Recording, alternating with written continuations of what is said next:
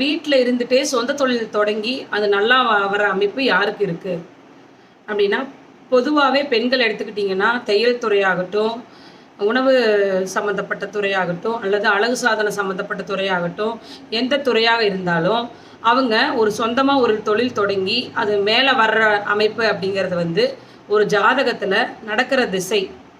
அந்த தசாநாதன் 9ஆம் இடத்ததிபதியோடவோ அல்லது 11ஆம் இடத்ததிபதியோடவோ சேர்ந்துருந்தாங்க அப்படின்னா அவங்களுக்கு நிச்சயமாக வீட்டில் இருந்தபடியே தொழில் தொடங்கி அது நல்லா வர்ற அமைப்பு ஸ்ட்ராங்காக இருக்குது. அவங்க வெளியே போய் எந்த அலைச்சலும் பண்ண வேண்டியதில்லை.